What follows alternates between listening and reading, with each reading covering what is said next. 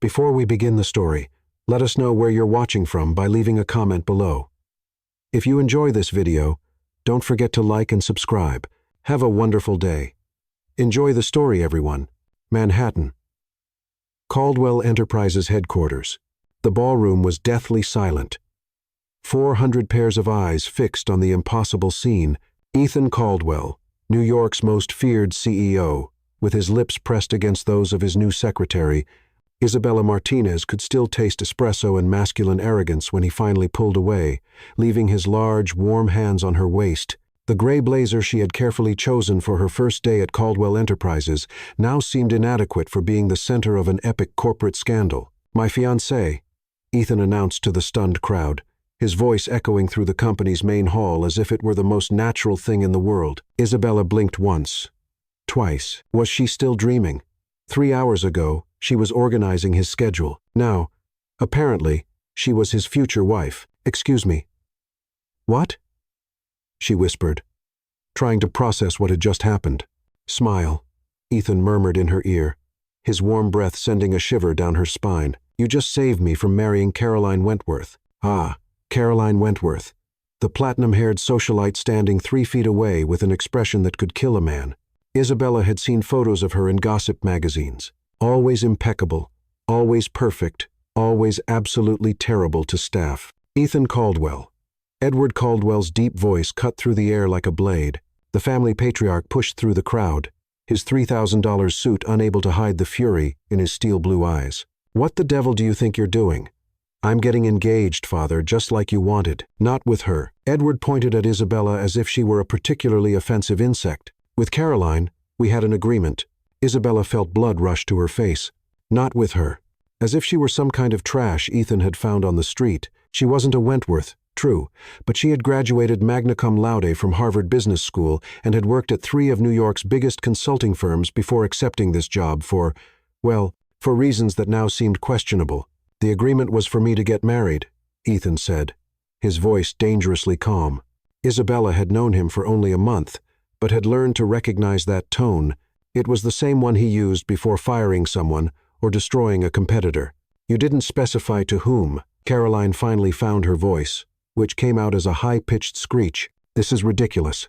I won't tolerate being humiliated by a she." Looked Isabella up and down. Employee." Executive secretary, Isabella corrected automatically, then wondered why she was defending a job she had apparently just lost. "Whatever." Caroline tossed her platinum hair. "Edward, you can't allow this, Ethan." Edward Caldwell approached, his voice low and threatening. "You have 5 seconds to undo this farce before I." "Before you, what?" Ethan interrupted, pulling Isabella closer. "Disinherit me? Great. Isabella and I will start our own company, won't we, darling?" Isabella opened her mouth, but no sound came out. Her own company with Ethan Caldwell, the man who had yelled at her yesterday because she had put skim milk instead of whole milk in his coffee. She began. She's too shocked with emotion to speak. Ethan interrupted her, kissing her forehead in a way that seemed almost tender. If she didn't know he was a heartless corporate psychopath, she might even believe it was real. The crowd was murmuring now, phones appearing to capture every second of the drama. Isabella could see the headlines forming. "Billionaire rejects socialite for secretary," or "The Caldwell scandal that shook Wall Street." "This isn't over," Edward hissed. "You have 1 week to undo this farce, or I'll cut all your trust funds, and you'll be out of the company." "Perfect." Ethan smiled, but it was a shark smile. 1 week is all we need to plan the wedding." Isabella choked. Wedding? Had she agreed to a wedding? Edward Caldwell stormed out, Caroline following him like an indignant poodle. The crowd slowly dispersed, still whispering and glancing in their direction. When they were finally alone in the ballroom, Isabella turned to Ethan with blazing eyes. "Are you completely insane?" she exploded. "You can't just kiss me and announce we're engaged without asking me first. I don't even like you." Ethan blinked, genuinely surprised. "You don't like me?" "You yelled at me because I used blue pens instead of black ones. Blue doesn't match the company's visual identity. You made me work until 2 in the morning because you wanted me to reorganize your contacts by astrological sign. And you did an excellent job. I discovered I shouldn't do business with Geminis." Isabella stared at him. Was he serious? "Ethan, you realize you just put me at the center of a scandal that will probably ruin my career, right?"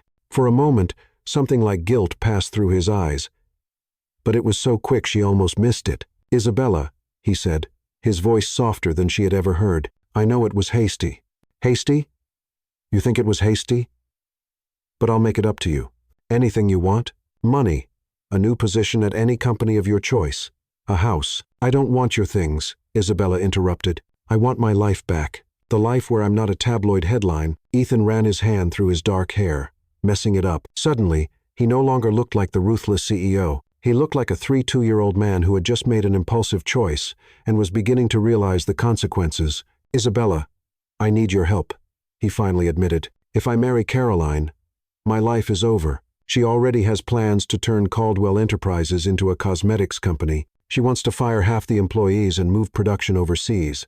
Isabella crossed her arms. "And what does that have to do with me? 1 week. Give me 1 week to convince my father that we're a real couple. After that, we can discover that we're incompatible and end the engagement amicably. And what do I get out of this?" Ethan smiled, and this time it was his genuine smile, the one she had seen only a few times when he thought no one was looking. $500,000 and a recommendation letter that will guarantee you any job you want. Isabella felt her heart race.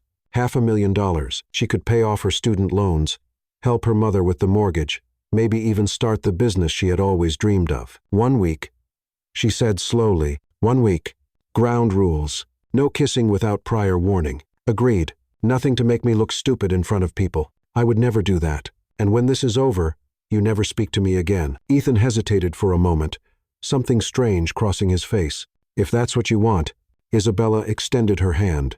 "Then we have a deal, Mr. Caldwell." He shook her hand, his long fingers wrapping around hers for a moment longer than necessary.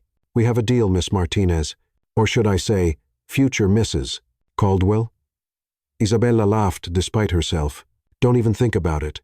As they walked together toward the elevators, Isabella couldn't help but think she had just made the most insane deal of her life. 1 week pretending to be Ethan Caldwell's fiancée. What could go wrong? Spoiler, absolutely everything. Ethan's penthouse, Upper East Side, 6:47 a.m. Isabella stared at the marble ceiling of what had to be the most expensive guest bedroom in Manhattan, wondering how her life had become a romantic comedy cliché in less than 24 hours. The Egyptian cotton sheets probably cost more than her monthly rent, and the view of Central Park from the floor-to-ceiling windows was so breathtaking it felt almost insulting. Her phone buzzed with the 17th text from her best friend, Lila. "Girl, page 6 has a photo of you and Ethan Caldwell. Your front page news. Call me, or I'm staging an intervention." Isabella groaned and pulled a pillow over her face. Page 6. Of course, she was probably being dissected by every gossip blogger in the city right now. A soft knock interrupted her spiral of doom. "Isabella." Ethan's voice came through the door. "I have coffee and croissants, and possibly a solution to our first problem." She wrapped herself in the silk robe he'd provided, because apparently even his guest bathrobes were luxury items, and opened the door. Ethan stood there in perfectly pressed slacks and a white button-down, looking like he'd stepped out of a men's fashion magazine. His dark hair was still slightly damp from the shower, and he smelled like expensive cologne and confidence. It was thoroughly annoying how attractive he looked at 7:00 the morning. "What's the first problem?" she asked, accepting the coffee cup. It was perfectly prepared, 1 sugar, splash of cream, exactly how she liked it, which was disturbing because she'd never told him how she took her coffee. "The media wants an engagement story. My publicist is having a breakdown. My father's lawyers are circling like vultures. And Caroline apparently gave an exclusive interview to Manhattan Elite magazine, claiming I've had a nervous breakdown." Isabella nearly choked on her coffee. "A nervous breakdown?" Her exact quote was that "I'm clearly suffering from a psychotic episode brought on by the pressures of modern masculinity and an unhealthy obsession with my secretary." Well, she's not entirely wrong about the obsession part. Isabella paused, coffee cup halfway to her lips. "I'm not obsessed with you. You reorganized my entire workspace because you didn't like how I arranged my staplers. Organization increases productivity. You bought me a specific brand of pens because you said my handwriting looked better with them.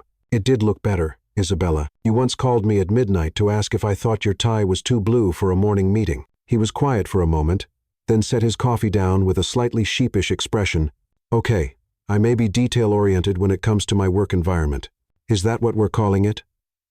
Before he could respond, his phone rang, he glanced at the screen, and his entire demeanor shifted. "Edward Caldwell," he answered with cold professionalism. "Yes, Father, I saw the articles. No, I'm not having a breakdown. She's right here. Would you like to speak to her?" Isabella's eyes widened, and she frantically shook her head. Ethan smirked and put the phone on speaker. "Isabella, darling," he said loudly.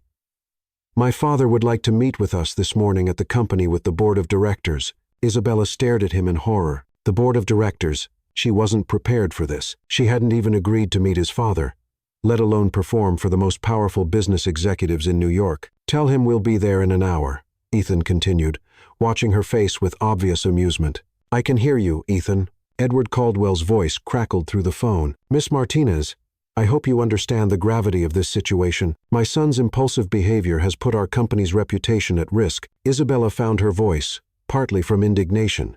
"With all due respect, Mr. Caldwell, your son is a grown man capable of making his own decisions about his personal life." Dead silence on the other end of the line. Ethan's eyebrows shot up, and he looked at her with something that might have been admiration. "I see," Edward finally said, his voice dangerously quiet. "Well then, Miss Martinez, I look forward to our meeting. I'm sure you'll have many interesting perspectives to share." The line went dead. "Did I just make it worse?" Isabella asked. "You just told Edward Caldwell that his opinion doesn't matter," Ethan said, and he was definitely smiling now. "In 30 years, I don't think anyone has ever done that." "Great. So now he really hates me." "Oh, he hated you the moment I kissed you. But now he respects you, which is infinitely more dangerous." Isabella sat down heavily on the pristine white sofa. "Ethan, I can't do this. I don't know how to be engaged to someone. I don't know how to convince your father we're in love. I barely know how to convince myself I don't want to strangle you most of the time." Ethan sat down beside her, close enough that she could feel the warmth radiating from his body.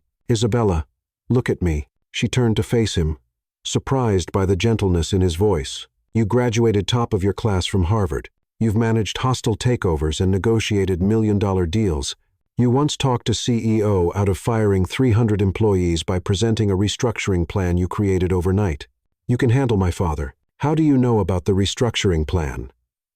"I read your entire employment file. That's actually really creepy. I prefer thorough. The point is, you're brilliant. You're tougher than you think." And he paused, something shifting in his expression.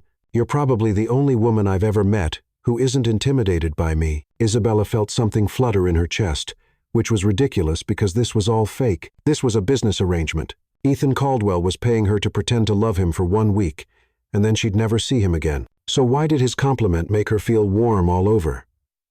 "What's our story?" she asked, forcing herself to focus. "How did we fall in love? When did you propose? Why haven't I been wearing an engagement ring?" Ethan's face lit up. "I'm glad you asked." He pulled out a small velvet box from his pocket. Isabella's breath caught. Even fake, the ring was stunning. A classic solitaire diamond that caught the morning light and threw rainbows across the coffee table. "Ethan, I can't wear that. It probably costs more than I make in a year. 2 years, actually, but who's counting? I'm serious. What if I lose it? What if someone steals it? What if—" "Isabella."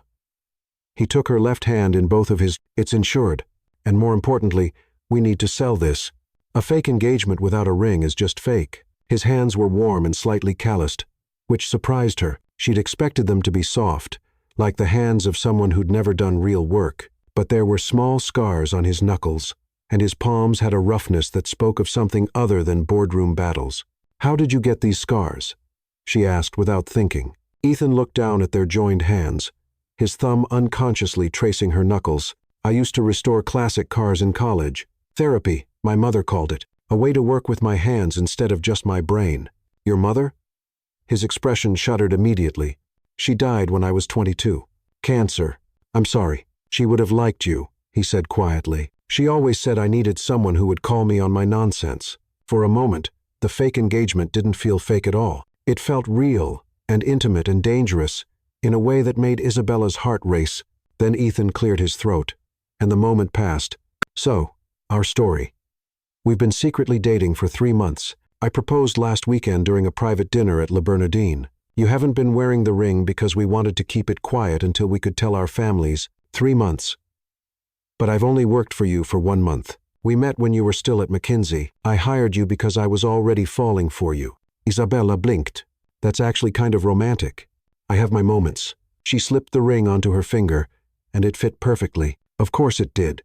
Ethan Caldwell probably had her ring size investigated along with her employment history. How did you know my size? Lucky guess, he said. But his ears turned slightly red. Ethan, I may have borrowed one of your rings from your jewelry box yesterday while you were sleeping. You went through my jewelry box just for sizing purposes?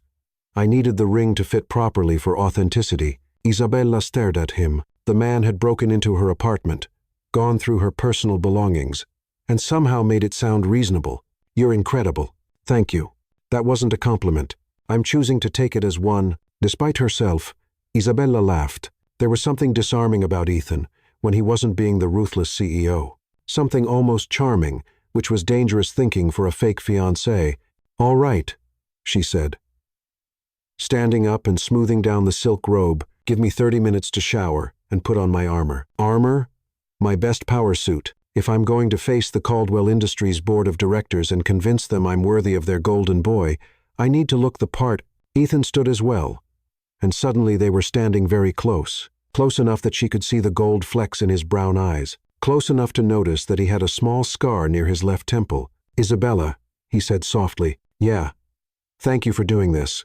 I know it's crazy and impulsive, and probably the last thing you wanted to deal with. It's not the last thing, she admitted. The last thing would be having to plan an actual wedding with Caroline Wentworth. Ethan laughed, a real laugh that transformed his entire face. Fair point, though. I have to warn you, my father's going to try to break us up. He'll probably offer you money to disappear. How much money, Isabella? I'm kidding. Mostly. She headed toward the guest room, then paused. Ethan?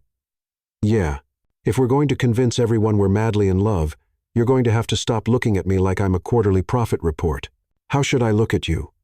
Isabella considered this, then walked back to him. She reached up and cupped his face with both hands, studying his expression. Like this matters, she said quietly. Like losing me would actually hurt. For a split second, something raw and vulnerable flashed in his eyes, something that made her wonder if maybe, just maybe, he wasn't entirely acting either. Then he stepped back, and the moment was gone. 1 week, he reminded her. 1 week, she agreed, but as Isabella headed to the shower, she couldn't shake the feeling that 1 week was either going to be nowhere near enough time or far too much. Caldwell Enterprises Boardroom, 47th floor, 9:15 a.m. Isabella had faced hostile boardrooms before, but nothing had prepared her for the Caldwell Industries Executive Conference Room. 12 of New York's most powerful business leaders sat around a mahogany table that probably cost more than most people's cars. Their expressions ranging from skeptical to openly hostile, Edward Caldwell sat at the head of the table like a king holding court, his steel-gray eyes fixed on Isabella with the intensity of a predator sizing up prey. To his right sat Caroline Wentworth, who had somehow managed to secure an invitation and was currently shooting daggers at Isabella with her perfectly lined eyes. Ladies and gentlemen, Edward began, his voice carrying the authority of someone who'd never been told no. I've called this emergency meeting to address the situation that occurred yesterday at our company celebration. Ethan squeezed Isabella's hand under the table, a gesture that was supposed to be reassuring but only reminded her that 12 millionaires were about to dissect her relationship like a quarterly earnings report. As you all know, Edward continued, my son has announced his engagement to Miss Martinez. His secretary, executive secretary, Isabella interrupted, then immediately regretted it when 12 pairs of eyes swiveled toward her. Edward smiled, but it was the smile of a shark who just smelled blood. Of course, executive secretary, how presumptuous of me to minimize your credentials. The way he said credentials made it sound like a dirty word. Ethan's jaw tightened. Father, Isabella graduated magna cum laude from Harvard Business School. She's worked at McKinsey, Bain, and Goldman Sachs. Her credentials are impeccable. Oh, I'm sure they are, Caroline chimed in, her voice dripping with false sweetness. But credentials don't necessarily translate to suitability for our family, do they, Edward? Isabella felt heat rise in her cheeks. She'd known this was coming, but actually sitting here while they discussed her worthiness, like she was a racehorse, up for auction, was more humiliating than she'd expected. With all due respect, Isabella said, her voice steady despite the adrenaline coursing through her veins, I didn't realize I was applying for a position in your family. Mr. Caldwell, I thought I was just marrying the man I love." The word love hung in the air like a challenge. "Love?" Edward repeated, as if tasting something unpleasant. "How quaint. Ethan, you'll forgive me if I find the timing of this great love affair somewhat convenient. Yesterday morning you were engaged to Caroline. Yesterday afternoon, you were engaged to your secretary. That's quite an emotional transformation in the span of a few hours." "Actually," Ethan said, his voice dangerously calm, "Isabella and I have been seeing each other for 3 months. We kept it private out of respect for professional boundaries." 3 months? Caroline scoffed. "Isn't that interesting? Considering you and I had dinner together just last week, and you certainly didn't mention being in love with someone else." Isabella's stomach dropped. She hadn't known about a recent dinner with Caroline. That wasn't part of their story. Ethan didn't miss a beat. "Caroline, you and I have had many dinners over the years as family, friends. That doesn't mean I discussed my private relationships with you." "Private relationships." Eleanor Bradshaw, the board's oldest member, leaned forward. "Mr. Caldwell, you understand that as the future CEO of this company, your personal relationships are very much our business. This engagement affects our stock price, our public image, and our corporate partnerships, especially our partnership with Wentworth Industries," added Henry Liu, the CFO. "Caroline's father has invested heavily in our expansion plan." Isabella could feel the walls closing in. This wasn't just about her and Ethan anymore. This was about money and power and corporate alliances that she'd never even considered. "I think," Caroline said, standing gracefully, "that we should give Ethan some time to reconsider. Clearly, he's been under tremendous pressure lately, and people make impulsive decisions when they're stressed." "I'm not stressed," Ethan said sharply. "And I'm not reconsidering anything, Ethan." Edward's voice carried a warning. "Let's be practical. Miss Martinez is lovely, I'm sure, but she's not one of us. She doesn't understand our world, our responsibilities, our expectations." Isabella had had enough. "You're right," she said, standing up so suddenly that her chair rolled backward. "I don't understand your world. I don't understand how you can sit around a table and discuss human beings like business acquisitions. I don't understand how you can try to arrange your son's marriage like it's a corporate merger. And I definitely don't understand how you can stand there and act like my background somehow makes me unworthy of basic respect." The room was dead silent. "But here's what I do understand," Isabella continued, her voice gaining strength. "I understand profit margins, and market analysis, and strategic planning. I understand that your company's stock has dropped 12% in the past 6 months because your expansion into Asian markets has been a disaster. I understand that 3 of your major clients are considering jumping ship because your customer service ratings are the worst they've been in 5 years." Edward Caldwell's face was turning an interesting shade of purple. "I also understand," Isabella pressed on, "that Ethan has increased productivity in every department he's managed by an average of 32%, that his innovations in supply chain management saved this company $14 million last year, and that if you force him out, your competitors will be lining up to hire him before his resignation letter hits your desk." She turned to look at Ethan, who was staring at her with an expression of complete amazement. "So, with all due respect, Mr. Caldwell, maybe the question shouldn't be whether I'm good enough for your family. Maybe it should be whether your family is good enough for him." Isabella grabbed her purse and headed for the door. "If you'll excuse me, I have work to do. Ethan, I'll be in your office when you're finished here." She walked out with her head held high, leaving behind a room full of stunned executives and one very smug-looking fake fiancé. Ethan's office. 20 minutes later, Isabella was pacing behind Ethan's desk when he finally appeared, closing the door carefully behind him. "That," he said, "was either the most brilliant thing I've ever witnessed or the most suicidal." "Probably both," Isabella admitted. Sinking into his leather chair, "I just told off your father and the entire board of directors. I'm pretty sure I just ended both our careers." "Actually," Ethan said, moving to stand in front of his desk, "you just did something no one has done in 20 years. "What's that?" "You made my father speechless." Isabella looked up at him. "Is that good or bad?"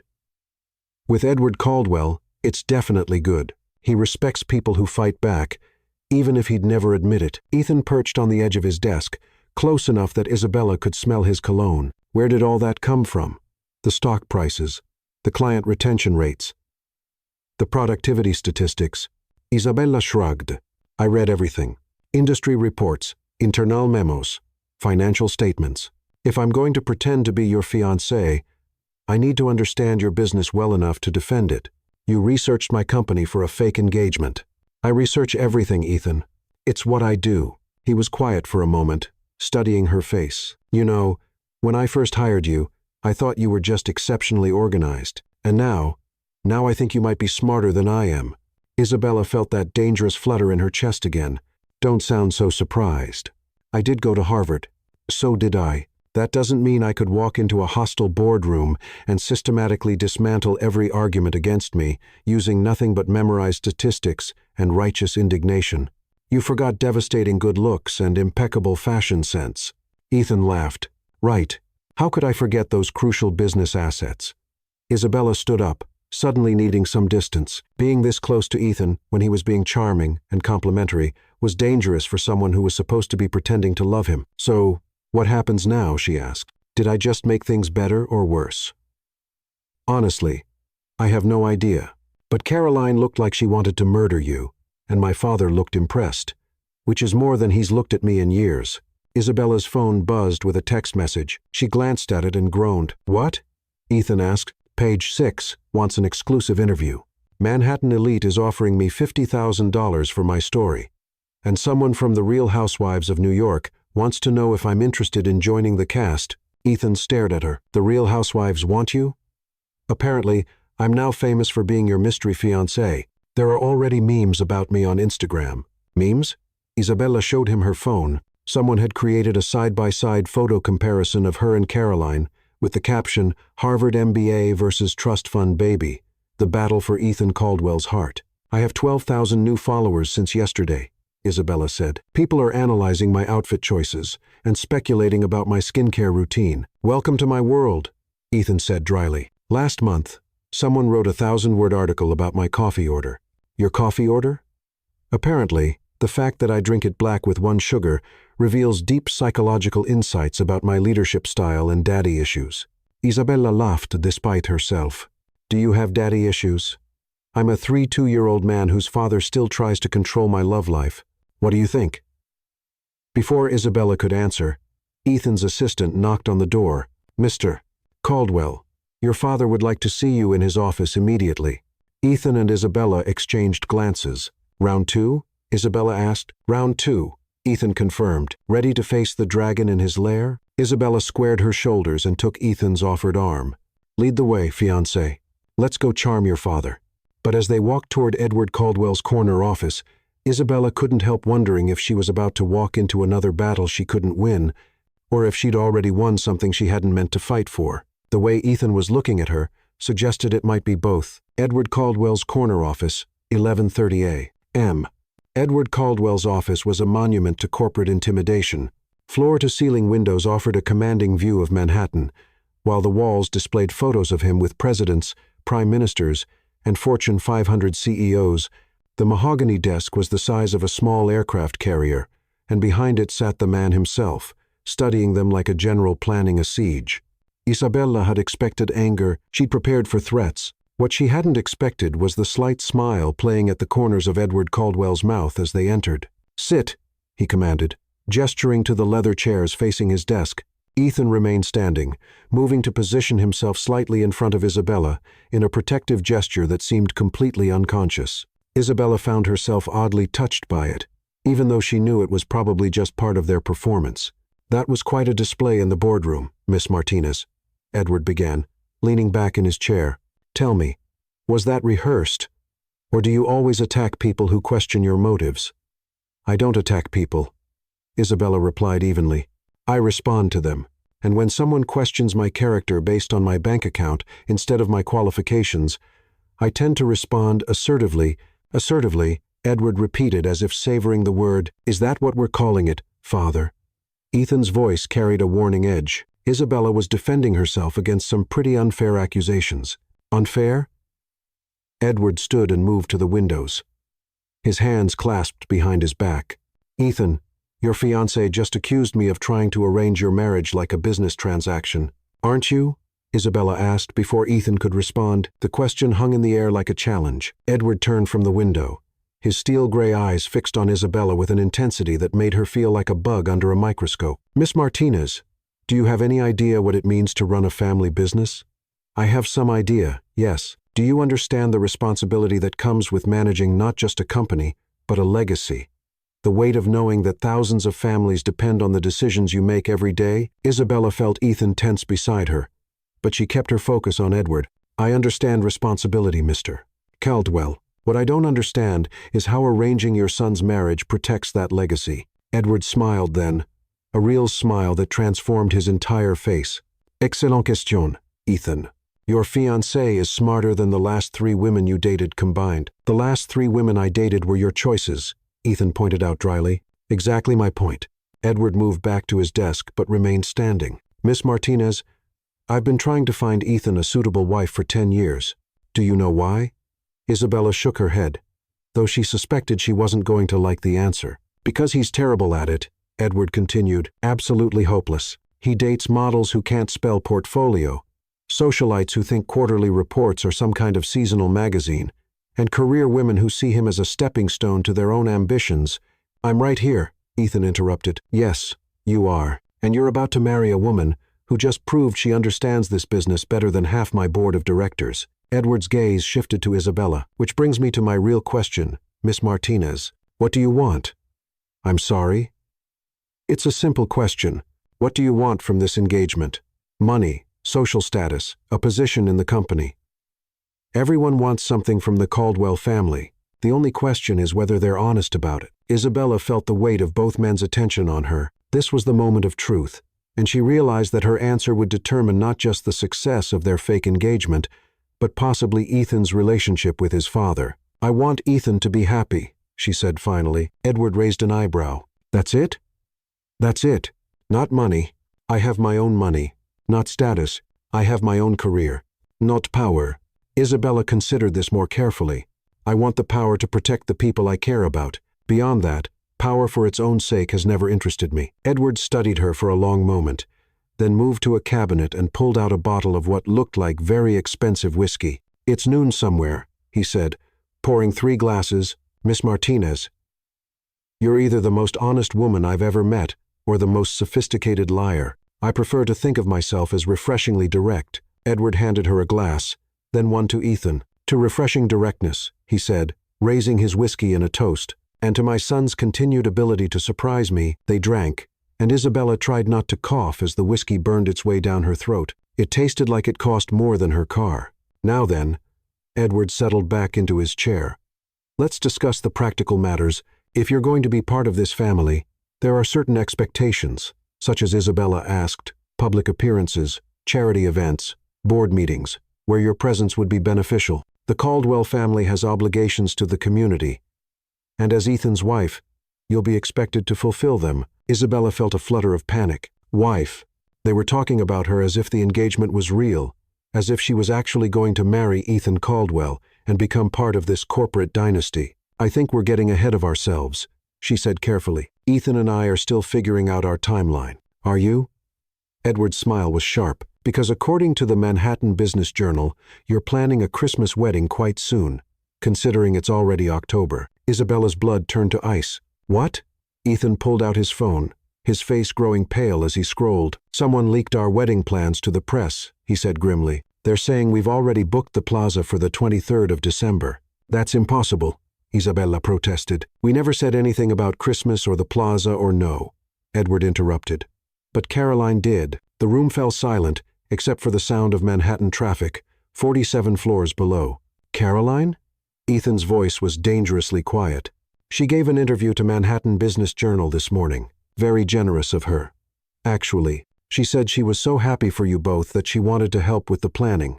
She's already contacted several vendors on your behalf. Isabella felt like she was going to be sick. She's forcing our hand, she realized. If we don't get married by Christmas, it'll look like the engagement was fake. Very astute, Edward agreed. Caroline always was clever, vindictive, but clever. Ethan was staring at his phone screen like it had personally betrayed him. She's already told Town and Country that Isabella will be wearing her grandmother's dress. She's given quotes about how romantic it is that I'm marrying my secretary. She's even suggested menu options for the reception. I'm going to kill her, Isabella said flatly. Get in line, Ethan muttered. Edward laughed. Actually laughed. You two are more entertaining than anything that's happened in this office in years, he said. But Caroline has put you in quite a position. Either you get married in 2 months, or you admit the engagement was a publicity stunt. So, what do we do? Isabella asked, though she was afraid she already knew the answer. You have 3 options, Edward said, ticking them off on his fingers. First, you can call off the engagement now and deal with the media fallout. Ethan will be portrayed as unstable. You'll be painted as a gold digger who couldn't handle the pressure, and the company's stock will probably drop another 5%. What's the second option? Ethan asked. You can get married as planned, and stay married for at least a year, long enough to convince everyone it was real, then divorce quietly and amicably. Isabella's heart was pounding so hard she was sure both men could hear it. And the third option?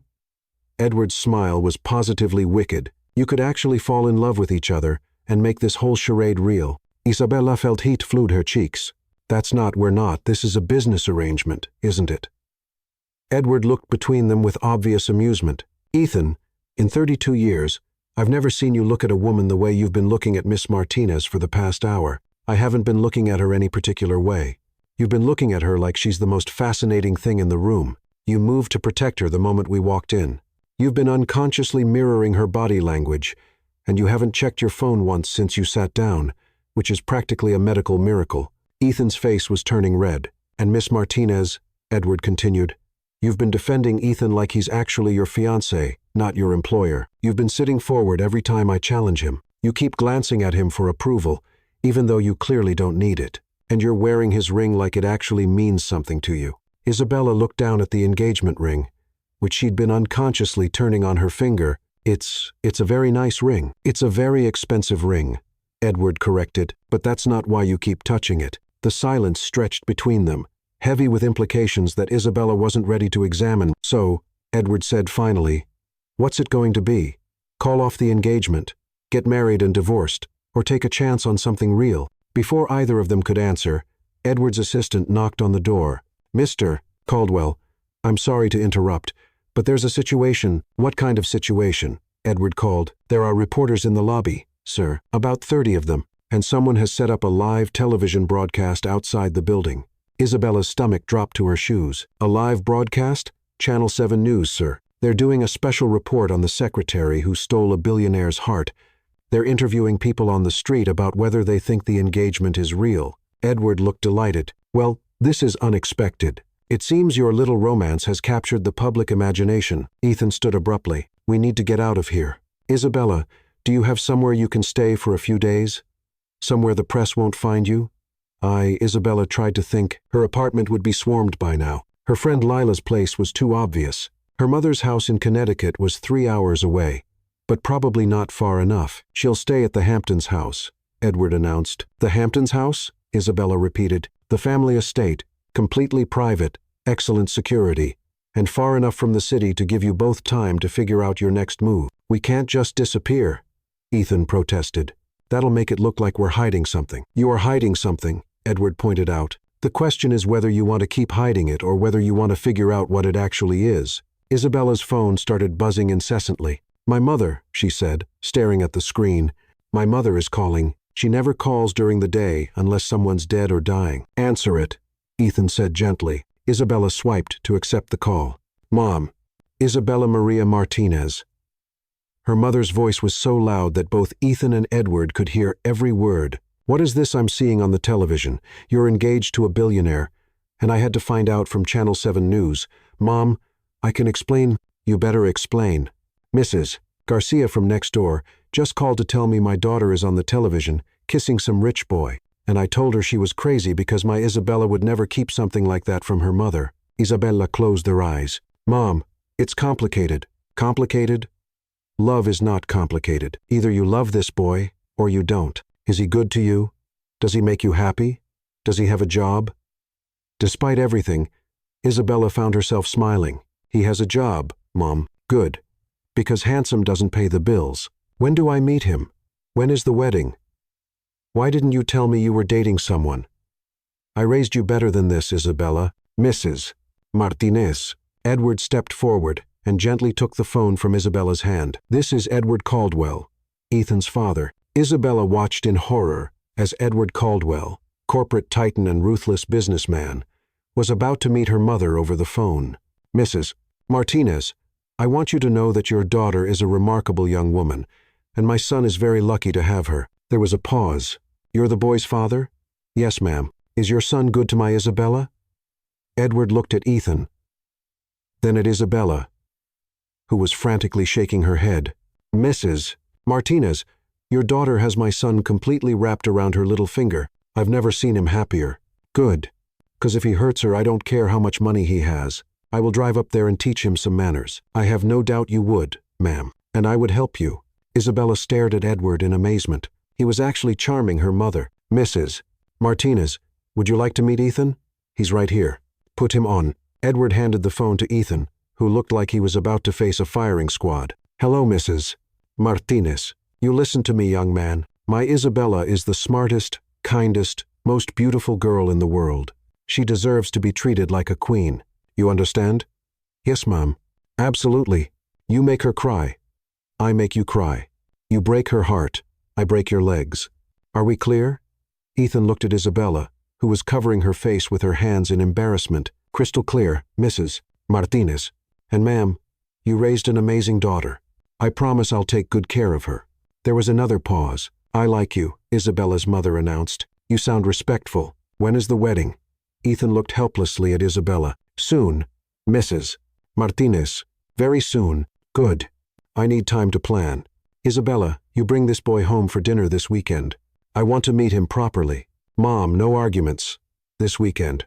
And tell him I'm making my famous mole. If he doesn't like my mole, the engagement is off. The line went dead. The three of them stood in Edward's office, staring at the phone. Well, Edward said finally, I think that settles it. Settles what?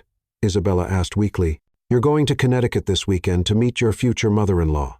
And after that performance, I'm beginning to think option 3 might be your best choice. Option 3? Ethan asked. Actually falling in love with each other, Edward reminded them, because unless I'm very much mistaken, you're already halfway there. Isabella looked at Ethan. Ethan looked at Isabella. And for the first time since this whole crazy charade began, neither of them had a quick comeback. Outside, the reporters were still gathering. Upstairs, Caroline was probably planning their next humiliation. And somewhere in Connecticut, Isabella's mother was planning a dinner that could make or break their fake engagement. But standing in Edward Caldwell's office, looking into Ethan's warm brown eyes, Isabella couldn't help but wonder if maybe, just maybe, Edward Caldwell was right about option 3. The thought terrified her almost as much as it thrilled her. Caldwell Estate, the Hamptons, Thursday evening. The Caldwell family estate in the Hamptons was like something out of a movie. 25 acres of manicured grounds, a main house that could comfortably accommodate a small army, and enough security to protect a head of state. Isabella stood at the floor-to-ceiling windows of what Ethan had casually referred to as the small living room and watched the sunset over the Atlantic Ocean, trying to process how her life had become so surreal in less than a week. The small living room was roughly the size of her entire apartment, decorated in what she was learning to recognize as old-money casual furniture that looked comfortable but probably cost more than most people's annual salaries. Art that belonged in museums displayed as if it were family photos, and enough fresh flowers to stock a high-end florist. You look like you're planning an escape route, Ethan said from behind her. Isabella turned to find him leaning against the doorframe, having changed from his corporate armor into dark jeans and a navy sweater that made his eyes look almost golden in the evening light. The casual clothes somehow made him look younger, more approachable, and infinitely more dangerous to her carefully constructed emotional walls. I was actually wondering if this is what normal feels like for you, she admitted. Living in a house that has its own zip code, having a staff of 20 people whose job is to make sure you never have to think about mundane things like grocery shopping or laundry. Ethan moved to stand beside her at the window, close enough that she could smell his cologne mixed with something that was purely him. You want to know a secret? He said quietly. I grew up here, and I still get lost sometimes. There are entire wings of this house I haven't been in for years. That's ridiculous. The East Wing has 14 bedrooms. 14. When I was a kid, I used to pretend they were different countries, and I was an explorer discovering new worlds. Isabella tried to picture a young Ethan wandering through empty rooms, inventing adventures to entertain himself, and felt an unexpected pang of sympathy. That sounds lonely. It was, he admitted. My mother tried to make it feel like a home, but after she died, it just became a place where my father and I happened to live in the same building. Isabella studied his profile, noting the slight tension around his eyes when he mentioned his mother. Tell me about her. Your mother? Ethan was quiet for so long that Isabella thought he wasn't going to answer. Then he spoke, his voice softer than she'd ever heard it. She was everything. My father isn't warm, spontaneous, completely uninterested in the family business. She wanted to be an artist, painted these incredible landscapes that captured light in ways that seemed impossible. My father has them stored in the attic now. Why? He says they remind him too much of her. I think they remind him too much of the life he might have had if he'd been brave enough to choose love over legacy. The words hung between them, heavy with implication. Isabella felt something shift in her chest, a dangerous softening toward this man who was supposed to be nothing more than a temporary employer and fake fiancé. Is that what you think you're doing? She asked carefully. Choosing legacy over love? Ethan turned to look at her directly, and Isabella felt her breath catch at the intensity in his gaze. I thought I was, he said, until about 5 days ago. Before Isabella could figure out how to respond to that loaded statement, Ethan's phone buzzed with an incoming call. He glanced at it and frowned. It's Lucas Wong, my head of security. This can't be good. He answered the call, and Isabella watched his expression grow increasingly grim as he listened. Are you sure? Ethan asked. How many? Another pause. No, absolutely not. We're not giving any statements until we know exactly what we're dealing with. Increase security at all the properties and make sure my father's detail is doubled. He hung up and ran a hand through his hair. What's wrong? Isabella asked. Though she wasn't sure she wanted to know, Caroline held a press conference 2 hours ago. She's claiming that you and I have been having an affair for months, that I've been embezzling company funds to buy you expensive gifts, and that the engagement is part of an elaborate scheme to defraud my father. Isabella felt the blood drain from her face. That's completely insane. None of that is even remotely true. I know that. You know that. But Caroline's father is one of the most powerful men in New York, and she's very convincing when she wants to be. Lucas says there are now over 100 reporters camped outside the Manhattan office, 50 more at my apartment building. And someone leaked this address to the press. We're expecting them to arrive here within the next few hours. Isabella sank onto the nearest sofa, her legs suddenly feeling unsteady. This is a nightmare, Ethan. This is going to destroy both of us. Even if we prove the accusations are false, the damage to our reputations will be permanent. Ethan sat beside her, close enough that their knees touched. Isabella, look at me. She raised her eyes to his, expecting to see panic or anger. Instead, she saw a calm determination that was somehow more reassuring than any words could have been. We're going to get through this, he said firmly. Caroline thinks she's cornered us, but she's made a crucial mistake. What mistake? She's underestimated you, and she's definitely underestimated us.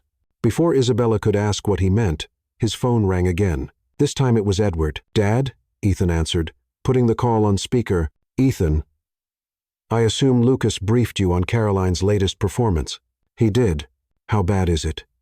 Well, the good news is that Caroline's accusations are so outrageous that several board members are questioning her motives.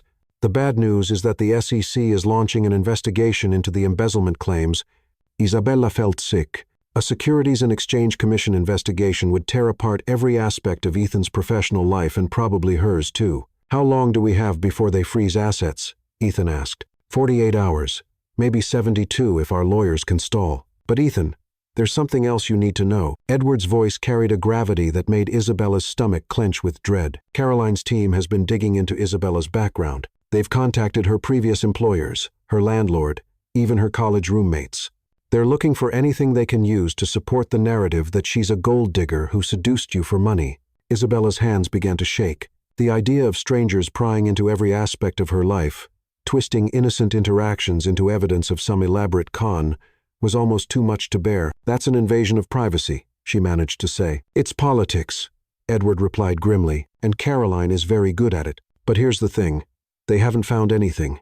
Every person they've spoken to has had nothing but positive things to say about you, your work ethic, your integrity, your character. If anything, their investigation is backfiring. Small comfort when my entire life is being dissected by strangers, Isabella muttered. Isabella, Edward's voice gentled in a way she'd never heard before. I know this is overwhelming, but I want you to know that, regardless of what happens with this engagement situation, you have my full support, both personally and professionally. Isabella blinked in surprise. Edward Caldwell, the man who'd initially treated her like an unwelcome intruder, was offering to protect her. "Thank you," she said quietly. That means a lot. It should. I don't offer my protection lightly. But Isabella, I meant what I said earlier. I think you're exactly what my son needs. And more importantly, I think he's exactly what you need, too.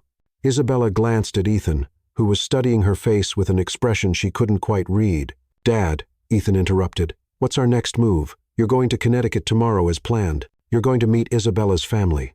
You're going to act like the happy couple you're supposed to be, and you're going to let Caroline's accusations hang themselves. The more desperate her claims become, the less credible she appears. And if the SEC investigation finds irregularities?"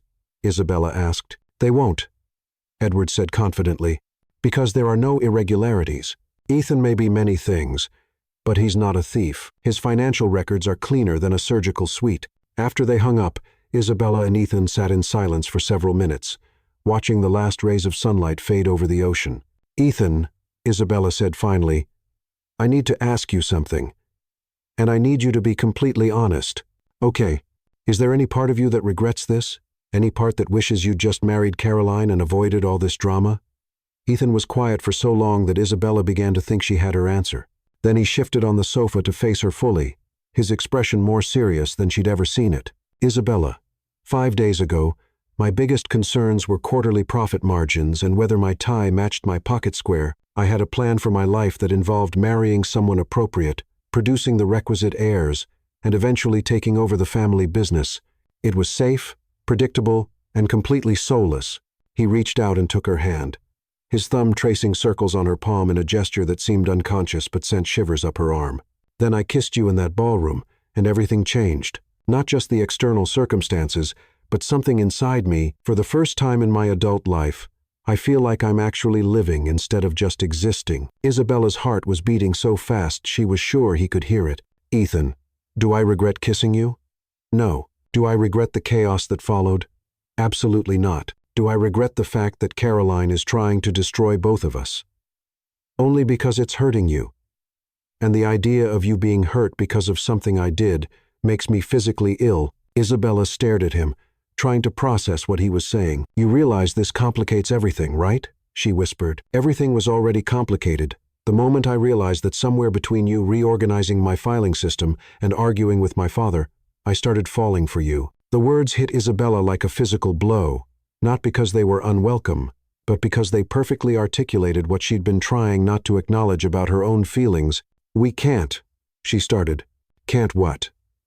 "Can't fall in love. This was supposed to be business. A week of pretending. Then we go our separate ways. Clean, simple, uncomplicated." Ethan smiled. But it was a sad smile. "Isabella, when has anything about us been clean, simple, or uncomplicated?" Before she could answer, her phone rang. The display showed her mother's contact photo, a candid shot of her laughing while making tamales last Christmas. "I should take this," Isabella said, grateful for the interruption. Her emotional walls were crumbling faster than she could rebuild them, and Ethan's proximity was making it impossible to think clearly. "Mom," she answered. "Mija, thank goodness. I've been trying to call you for hours. Mrs. Garcia showed me the news on her computer. They're saying terrible things about you on the internet." Isabella closed her eyes. Of course, her mother had seen the accusations. "Mom, none of it is true. You know me better than that." "Of course, I know you better than that. You think I raised a daughter who would chase after men for money? But Mija, these people, they're saying you're a—" Her mother's voice dropped to a whisper. "A gold digger." "I know, Mom. We're handling it. Good. Because I already called your Tia Carmen, and she's calling her friend who works at that Spanish-language news station. We're going to tell them the real story about my Isabella." Isabella's blood pressure spiked. "Mom, no. Please don't talk to any reporters. It'll just make things worse." "Worse? How can it be worse? They're attacking my daughter's character. No one attacks my family without consequences." Isabella could practically hear her mother's protective instincts kicking into overdrive, and while she was touched by the loyalty, the last thing they needed was her family getting involved in the media circus. "Mom, listen to me very carefully. I need you to promise me that you won't talk to any reporters, no matter how nice they seem or how much they say they want to help. Can you promise me that?" There was a pause. "Isabella, are you in some kind of trouble? Real trouble?" Isabella looked at Ethan, who was watching her with concern evident in his eyes. It's complicated, Mom, but I'm safe, and I'm not alone. Ethan is taking care of me. Put him on the phone. Mom, put him on the phone. Isabella. Now. Isabella handed Ethan her phone with an apologetic look. Mrs. Martinez. Ethan's voice was gentle and respectful. Isabella could hear her mother's rapid-fire Spanish through the phone but couldn't make out the words. Ethan listened intently, occasionally responding with, "Yes, ma'am," or "I understand." Finally, her mother switched back to English. "You listen to me, young man. My Isabella is the strongest person I know, but right now, she needs someone to protect her. Can you do that?" "Yes, ma'am. I promise you I won't let anyone hurt her." "Good, because if you fail, you'll answer to me. And mijo, I may be small, but I am fierce when it comes to my daughter." "I have no doubt about that, Mrs. Martinez. And ma'am, I need you to know that your daughter is the most remarkable woman I've ever met. She's brilliant and brave, and completely capable of taking care of herself. But you're right, she shouldn't have to face this alone." There was a long pause. Then Isabella heard her mother's voice soften. "I like you more every time we talk. You see my Isabella the way I see her. She's pretty hard to miss," Ethan said, his eyes meeting Isabella's across the sofa. After a few more minutes of conversation, Ethan handed the phone back to Isabella. "Your mother wants to talk to you, Mija." Her mother's voice was warm but firm. "I like this boy. He speaks about you the way a man should speak about the woman he loves. Mom, no arguments. You bring him home this weekend like we planned. I want to meet him properly, and I want to feed him my mole and see if he's worthy of my daughter. The reporters, let them come. I'll show them what happens when they mess with the Martinez family." Despite everything, Isabella found herself smiling. "I love you, Mom. I love you too, Mija. And Isabella, don't let these people make you doubt yourself. You are good enough for any man, billionaire or not. If he's smart enough to see that, he gets to keep you. If not, he doesn't deserve you anyway." After they hung up, Isabella sat back against the sofa cushions and closed her eyes. "Your mother is terrifying," Ethan observed, in the best possible way. "She's going to grill you like a criminal suspect this weekend. I'm looking forward to it." Isabella opened her eyes to find Ethan watching her with an expression of such tenderness that it made her chest ache. "Why?" she asked. "Because she raised you." And he hesitated, then seemed to make a decision. "Because I want her approval. Not for the fake engagement, but for me, for us, for whatever this is becoming." Isabella felt her carefully constructed defenses finally crumble completely. Sitting in this gorgeous house with reporters about to descend on them like vultures, facing accusations that could destroy both their careers, she realized that she was falling for Ethan Caldwell in the most inconvenient way possible. "Ethan," she said quietly, "what happens if we can't untangle the fake from the real? What happens if, when all this is over, we don't want to walk away from each other?" He moved closer, close enough that she could see the gold flecks in his brown eyes, close enough to count the faint freckles across his nose that she'd never noticed before. "Then we don't walk away," he said simply. "We figure out how to make it work. We deal with the media. We handle Caroline. We convince everyone that this crazy thing between us is worth fighting for. And if it doesn't work, if we try for real and fail..."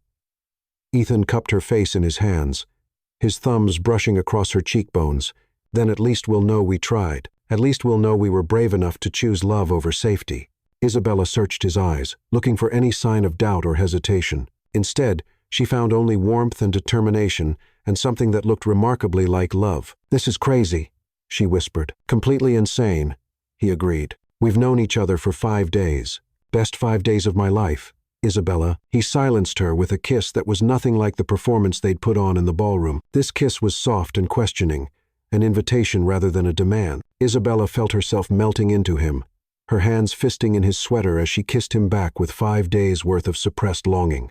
When they finally broke apart, both breathing hard, Ethan rested his forehead against hers. "Isabella," he said quietly, "I know this is fast and crazy and completely terrifying, but I need you to know that whatever happens with the investigation or the media or Caroline's schemes, my feelings for you are real. This isn't part of the act anymore." Isabella felt tears prick at her eyes, overwhelmed by the honesty in his voice and the tenderness of his touch. "Mine too," she admitted. "My feelings are real too." They might have sat there kissing and confessing their feelings all night, but Ethan's phone buzzed with a text from Lucas Wong. "Press convoy spotted on Route 27. ETA 45 minutes. Recommend moving to secure location." "So much for our romantic evening," Ethan said dryly. Reading the message, "Where exactly is the secure location in a house this size?" Isabella asked. Ethan smiled, and this time it was pure mischief. "Ever seen a panic room that's bigger than most New York apartments?" As they gathered their things and headed for what Ethan casually referred to as the family bunker, Isabella couldn't help but laugh at the absurdity of her situation. A week ago, her biggest concern had been whether Ethan Caldwell would notice if she used the wrong font in his correspondence. Now she was hiding from reporters in a luxury panic room, having just confessed her feelings for a man who was either going to be the love of her life or the spectacular end of her career. Possibly both, but as Ethan's hand found hers in the hallway, their fingers intertwining like they belonged together, Isabella realized that for the first time in her carefully planned life, she was okay with not knowing what came next. All she knew was that she wanted to find out together. Martinez family home, Bridgeport, Connecticut, Saturday evening. Isabella stood in her childhood bedroom, staring at her reflection in the same mirror where she'd practiced her valedictorian speech 12 years ago. The girl who had dreamed of conquering the business world seemed like a stranger now. That Isabella had been so certain about her path, so confident in her 5-year plan. This Isabella was about to introduce a fake fiancé to her family while wrestling with the terrifying realization that her feelings for him had become devastatingly real. The Martinez family home was a modest, 2-story colonial in a working-class neighborhood where everyone knew everyone else's business. It was the opposite of the Caldwell estate in every conceivable way: small, loud, warm, and filled with the kind of lived-in comfort that only came from 3 generations of family memories. The walls were covered with photos spanning decades. Isabella's graduation pictures next to her grandmother's wedding portrait, her cousin Miguel's military deployment photo beside her aunt's quinceañera, memories. And everywhere, the smiling faces of a family that had built their wealth in love rather than money. "Mija," her mother's voice carried up the stairs. "Your novio is here." Isabella's stomach fluttered with a mixture of anticipation and terror. Ethan had spent the morning being briefed by his legal team while she'd driven to Connecticut alone, needing the 3-hour journey to prepare herself for what felt like the most important performance of her life. Except it wasn't a performance anymore, was it? Somewhere between Caroline's accusations and confessing their feelings in the Hamptons, this had become real in a way that terrified her.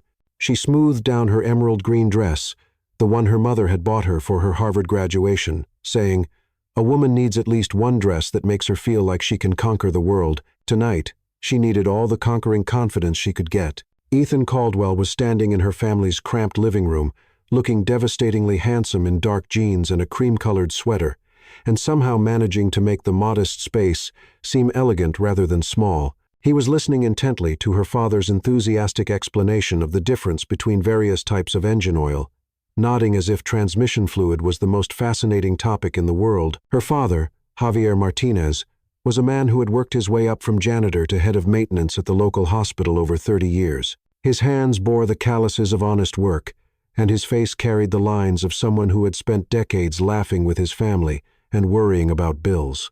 He was also, Isabella knew, the best judge of character she'd ever met, and that's why you never, ever use conventional oil in a car with over 100,000 miles, her father was saying. The seals adjust to the thicker oil, and if you switch back, you'll have leaks everywhere. "That makes perfect sense," Ethan replied, and Isabella could tell he was genuinely interested, not just being polite. "I have a 1967 Mustang that I've been restoring, and the mechanic told me something similar about using the wrong grade oil in classic engines." Her father's eyes lit up like Christmas morning. "A 2067 Mustang? Fastback or convertible?" "Fastback, 289 V8, 4-speed manual. I've been working on it for about 10 years whenever I can find the time." "Dios mío." Her father breathed. "Isabella, this boy has good taste. The 2067 is the holy grail of Mustang." Isabella descended the stairs, and Ethan's conversation with her father came to an abrupt halt. The way he looked at her like she was the most beautiful thing he'd ever seen made her pulse quicken and her cheeks warm. For a moment, she forgot they had an audience. "You look incredible," Ethan said softly, moving toward her. "Thank you," she managed. Accepting the gentle kiss he pressed to her cheek, the gesture was chaste and appropriate for meeting the parents, but the way his hand lingered on her waist suggested depths of feeling that had nothing to do with their fake engagement. "Ethan," her mother appeared from the kitchen, wiping her hands on a dish towel. "Welcome to our home. I'm Maria Martinez." Isabella watched nervously as her mother studied Ethan with the sharp-eyed assessment of a woman who had raised 3 daughters and could spot a liar from 50 paces. Maria Martinez was barely 5 feet tall, but she possessed a presence that could fill a room and a protective instinct that rivaled a mother bear's. "Mrs. Martinez," Ethan said, offering a slight bow that struck exactly the right note between respectful and natural. "Thank you for having me. Your home is beautiful, and something smells absolutely incredible. Mole poblano," her mother replied. But Isabella could see the pleased smile tugging at her lips. Isabella's favorite since she was little. "I started cooking this morning. I've never had authentic mole before," Ethan admitted. "Isabella's told me so much about your cooking that I've been looking forward to this all week." It was the perfect thing to say, and completely true. Isabella had spent the drive to Connecticut telling Ethan about family dinners. Her mother's legendary mole recipe that had been passed down through 4 generations, and the way every important moment in their family was marked with food and laughter. "Well, you're about to be spoiled for any other Mexican food," her father said proudly. "My Maria makes the best mole in 3 states. "Javier, stop bragging," her mother said, but she was glowing with pride. "Come, both of you. Dinner is ready, and I want to hear all about how you two fell in love." Isabella's stomach clenched. This was the moment she'd been dreading. Having to lie to her family about the most important relationship in her life, except as they gathered around the dining room table that had hosted every family celebration for the past 20 years, she realized that the story they were about to tell wasn't entirely a lie anymore. The dining room was a riot of warmth and color. Hand-painted plates from her grandmother's trips to Mexico, photographs covering every inch of wall space, and a table that groaned under the weight of her mother's feast. Besides the mole, there were fresh tortillas, Mexican rice, refried beans, and a salad that looked like a garden had exploded in the bowl. Ethan took his first bite of the mole and closed his eyes with genuine appreciation. "Mrs. Martinez," he said, "this is extraordinary. I can taste chocolate and cinnamon and something smoky, but there are flavors I can't even identify. 27 ingredients," her mother said with satisfaction. "The recipe has been in my family for over 100 years. Each generation adds something new. What did you add?" Maria glanced at her husband with a smile that still held traces of young love after 35 years of marriage. "A touch of coffee. Javier loves coffee, so I thought, why not make the mole taste like him too?" Isabella felt her heart squeeze at the casual intimacy of the gesture, the way her parents still found small ways to express their love after all these years. She caught Ethan watching her parents with something like longing and remembered what he'd told her about his own family's emotional distance. "So," her father said, settling back in his chair with the satisfied air of a man about to conduct an interrogation, "tell us how this romance started." Isabella has always been very private about her dating life. Isabella and Ethan exchanged glances. They'd rehearsed this story, but sitting here in her childhood dining room, surrounded by family photos and the ghosts of 1,000 honest conversations, the prepared lies felt impossible to speak. "Actually," Ethan said, his voice steady, "it started the day Isabella walked into my office for her job interview." Isabella blinked in surprise. "That wasn't part of their script. I had interviewed dozens of candidates for the executive secretary position," Ethan continued, "and they were all qualified, professional, exactly what I thought I wanted. Then Isabella came in, and within 5 minutes, she had reorganized my filing system, pointed out 3 inefficiencies in my scheduling process, and told me that my office coffee was terrible. It was terrible." Isabella found herself saying, "It tasted like it had been made with water from the Hudson River." Her parents laughed, and Isabella realized that Ethan was telling the truth, not their rehearsed story, but the actual truth about how they'd met. "I hired her on the spot," Ethan said, "not because she was the most qualified, but because she was the only person who had ever walked into my office and immediately made it better just by being there." "That sounds like our Isabella," her mother said fondly. "She's been organizing people since she could walk. When she was 5, she rearranged all my kitchen cabinets because she said they weren't efficient." "And they weren't," Isabella protested. "You had the plates on the top shelf where you couldn't reach them without a stepladder." "So, when did you know it was more than just professional?" her father asked, and Isabella could hear the protective edge in his voice. Ethan was quiet for a moment, his fork pausing halfway to his mouth. "There was a day about 3 weeks after she started working for me when I was having the worst day of my career. Everything that could go wrong had gone wrong. I was stressed, angry, taking it out on everyone around me. Most people walk on eggshells when I'm in that kind of mood." Isabella remembered that day vividly. Ethan had been like a caged tiger, snapping at anyone who dared to approach him. Isabella brought me coffee, Ethan continued, but not regular coffee. She'd somehow figured out that I was having problems with a merger deal, so she brought me research on the company we were trying to acquire. She'd done it on her own time, stayed late the night before to compile everything I needed to solve the problem. And, her mother prompted, and when I thanked her, she said, "That's what partners do for each other." Ethan's eyes found Isabella's across the table. Partners, not boss and employee, not even friends. Partners, like we were in this together. Isabella's breath caught. She remembered saying that, remembered the way Ethan had looked at her, like she'd said something profound instead of simply obvious. That's when I knew, Ethan said quietly, that what I felt for Isabella was nothing like anything I'd felt before. She wasn't just making my work life better. She was making me better. The table was silent, except for the soft clink of silverware against plates. Isabella's mother had tears in her eyes, and her father was studying Ethan with the intense focus he usually reserved for diagnosing car problems. "And you, mija?" her mother asked. "When did you know?"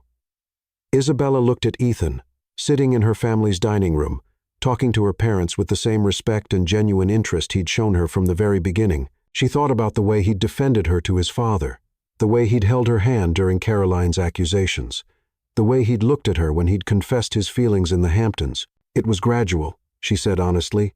"Ethan has this reputation for being intimidating and demanding, and he can be both of those things. But he's also kind in ways that people don't see. He remembers that I don't like sugar in my coffee, but I do like cinnamon. He notices when I'm stressed and somehow always manages to give me the most interesting projects when I need a distraction." She paused, her voice growing softer. "But I think I really knew the day he told me about his mother. He was showing me some changes he wanted to make to the office, and he mentioned that his mother would have liked them because she always said offices should feel like homes, not museums. He got this look on his face, like he was seeing something beautiful and heartbreaking at the same time. That's when I realized that underneath all that corporate armor, Ethan Caldwell is just a man who misses his mother and wants to make her proud." Ethan's hand found hers on the table, his fingers intertwining with hers in a gesture that felt as natural as breathing. "She would have loved you," he said quietly. "My mother always said I needed someone who could see past the surface." Isabella's father cleared his throat, and Isabella realized that both her parents were watching them with expressions of dawning, understanding. "You know," her father said slowly, "when Isabella called to tell us about the engagement, I was worried.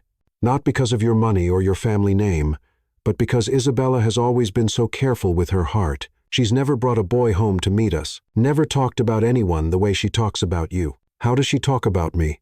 Ethan asked. And Isabella could hear the vulnerability in the question. "Like you hung the moon," her mother said simply, "like you're someone worth fighting for." Isabella felt heat rise in her cheeks, but she didn't deny it. How could she, when it was true? "But," her father continued, and his voice carried the weight of paternal authority, "I need to know that you understand what you're getting when you marry our Isabella. She's not just brilliant and beautiful, she's loyal to a fault. She'll stand by you when the whole world is against you, but she'll also call you on your nonsense when you need to hear it. She'll love you with everything she has, but she'll expect the same in return." "I understand," Ethan said, his voice steady and sure. "And sir, I want you to know that I don't take her trust lightly. Isabella could have anyone she wanted. The fact that she's choosing me is a gift I don't deserve, but one I'll spend the rest of my life trying to earn." Isabella's mother stood abruptly and moved around the table to hug Ethan, who looked startled but pleased by the gesture. "Welcome to the family, my Joe," she said firmly. "Any man who loves our Isabella the way you clearly do is a son to us." Isabella felt tears prick at her eyes. Her mother had called Ethan mijo, my son. It was an endearment reserved for family, for people who had earned their place in the Martinez clan through love rather than law. The rest of dinner passed in a blur of laughter and storytelling. Her father regaled Ethan with embarrassing stories from Isabella's childhood. Her mother pressed seconds and thirds on him until he had to beg for mercy. And Isabella found herself falling even deeper in love with the way Ethan fit seamlessly into her family's chaotic warmth. After dinner, her parents disappeared into the kitchen to clean up, despite Isabella and Ethan's offers to help. Isabella found herself alone with Ethan on the back patio, looking out at the small garden where her mother grew tomatoes and herbs. "Thank you," she said quietly. "For what?" "For telling them the truth. About how we met. About when you knew. I thought we were going to have to lie to them, and I was dreading it." Ethan turned to face her. his expression serious. "Isabella, I couldn't lie to your parents, not about something this important, and besides." He smiled, a real smile that reached his eyes. "Everything I said was true. I did fall for you that first day, even if I was too stubborn to admit it. And you did make everything better just by being there. Even the coffee, especially the coffee." Isabella laughed, but the sound was shaky. The weight of the day, of the week, of everything that had happened since that kiss in the ballroom was finally catching up with her. "Ethan," she said, her voice barely above a whisper, "what are we doing? A week ago, this was all pretend. Now, I'm introducing you to my family as my fiancé, and the scary part is that it doesn't feel like pretending anymore." Ethan stepped closer, close enough that she could feel the warmth radiating from his body. "Maybe because it isn't pretending anymore," he said gently. "Maybe what started as an arrangement has become something real." "But what happens next?" Isabella asked, voicing the fear that had been gnawing at her all day. "We still have Caroline's accusations to deal with, the SEC investigation, the media circus. What happens when we go back to New York and face all of that?" Ethan cupped her face in his hands, his thumbs brushing away tears she hadn't realized she'd shed. "Then we face it together," he said firmly. "Isabella, I know this is complicated and messy and nothing like either of us planned. But I also know that what I feel for you is real, more real than anything I've ever felt before." "Ethan, let me finish," he said softly. "I love you, Isabella Martinez. Not because you're convenient or appropriate, or because it solves a business problem. I love you because you make me want to be better than I am. I love you because you see me. Not my bank account or my family name, just me. I love you because when I imagine my future, I can't see it without you in it." Isabella's heart stopped, restarted, then began beating so fast she felt dizzy. "You love me?" she whispered. "Completely, desperately, probably hopelessly," Ethan confirmed. "And I know it's crazy to say that after knowing you for less than a week, but Isabella, some things you just know, some people you meet, and you think, oh, there you are. I've been waiting for you my whole life." Isabella stared at him. This man who had turned her carefully ordered world upside down, and realized that she'd been waiting for him too, waiting for someone who would challenge her, support her, love her, not despite her ambition, but because of it. "I love you too," she said, the words tumbling out in a rush. "I love your terrible morning hair, and your obsession with office supplies, and the way you get this little crease between your eyebrows when you're concentrating. I love that you restored a car with your own hands, and that you still miss your mother, and that you were brave enough to kiss me in front of 400 people rather than marry someone you didn't love." Ethan's smile was radiant, transforming his entire face. "So, what do we do now?" he asked. "Now?" Isabella stood on her tiptoes and kissed him.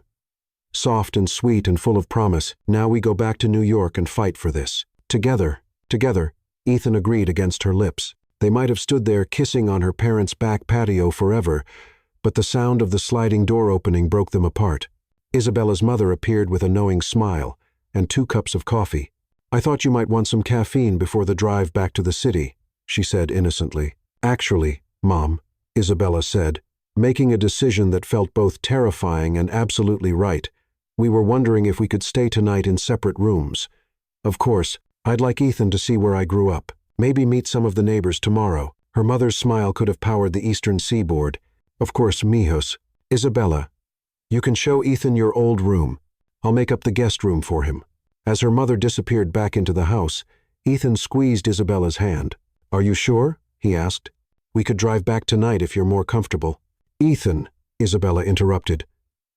"Tomorrow we go back to New York and deal with Caroline and the investigation and all the chaos that's waiting for us. Tonight, I want to show you the girl I used to be, the dreams I had, the family that made me who I am, and I want to see all of it," Ethan said earnestly. "Every part of you, Isabella the Harvard MBA and the little girl who reorganized her mother's kitchen cabinets." Later that night, after her parents had gone to bed and Ethan was settled in the guest room, Isabella lay in her childhood bed staring at the ceiling.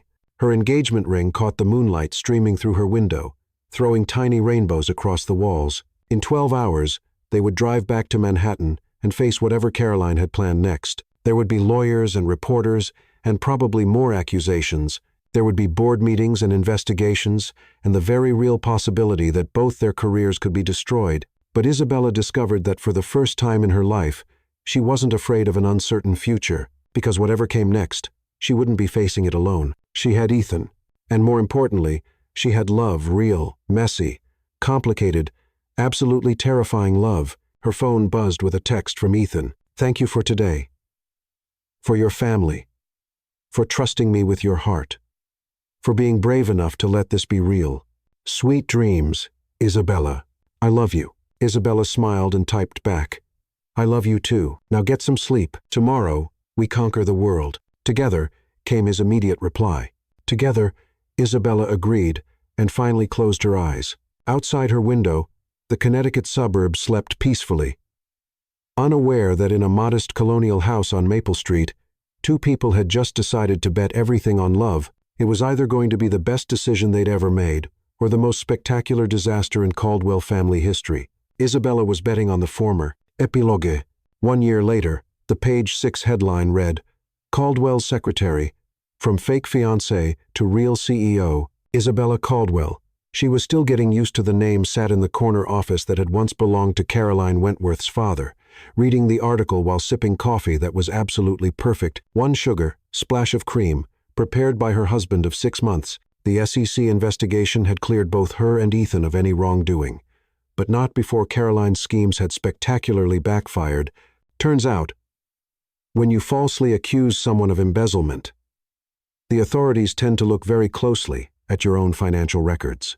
Caroline was currently serving 18 months for securities fraud and conspiracy, while her father had been forced to sell Wentworth Industries to avoid bankruptcy. Caldwell Enterprises, meanwhile, had its most profitable year in company history. Funny how things worked out when you promoted people based on merit instead of social connections.